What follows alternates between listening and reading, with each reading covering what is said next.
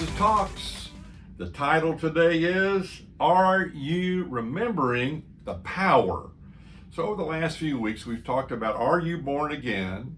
Are you remembering the past? Are you remembering God's promises? Today we're going to talk about, are you remembering the power? And we're taking this again from Joshua chapter number 1, and the leadership of the nation of Israel have been given over to, from Moses to Joshua.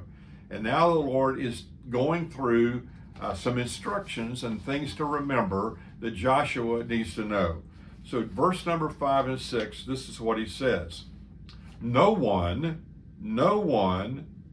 will be able to stand up against you all the days of your life.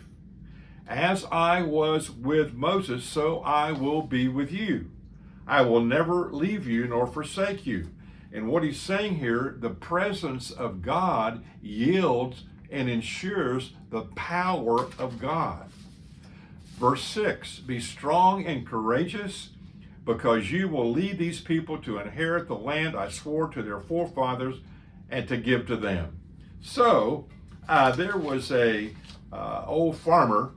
The old farmer had a lot of trees on his property, and he needed to thin it out a little bit. So he went to the hardware store and said, I need a really top-notch chainsaw. So the hardware man showed him several types, but he said, this is the top of the line. So he showed him the features of it and kind of said, man, you're gonna really be pleased. You ought to be able to cut down 50, 75 trees a day. This thing will, boom, get it done. So he pays for it. He goes back at the end of the first day of cutting trees down. He's just sitting down and he said, man, this thing doesn't work. It only cut down 3 trees. He said 50 to 75 trees. So he goes back to the hardware store, puts it on the camera, says, something's wrong with this. Only cut down 3 trees.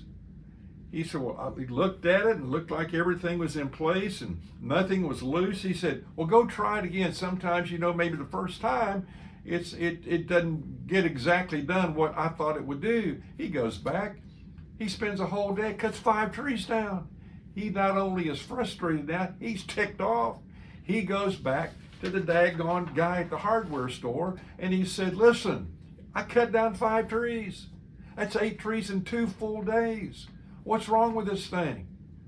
And so the hardware store guy, he was upset about it. He took the chainsaw, put it on his counter, and he took a hold of the handle and pulled it.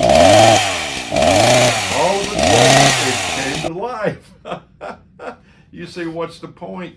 The point is, God's power is in you if you're a follower of Jesus.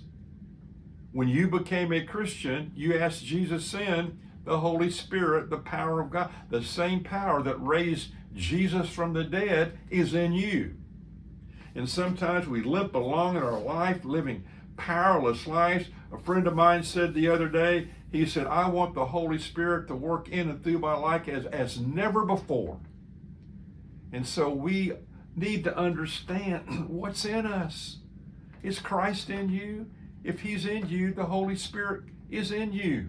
If you're not a follower of Jesus, ask him in, and you get this power to live a different life, to live the kind of life he wants you to live. So here's the question. Where do you need God's power in your life right now? Where do you need it? Is it because of an anger issue?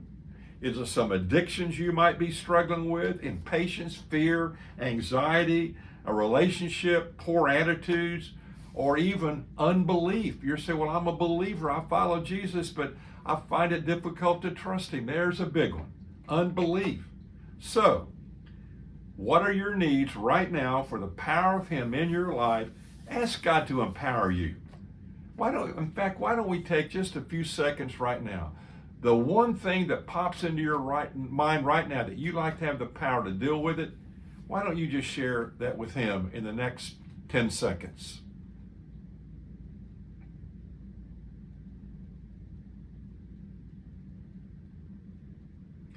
And Lord, for all those that just prayed that prayer, I pray that your Holy Spirit and the power of the Holy Spirit would work in that person's life right now, and in their concern and in their need.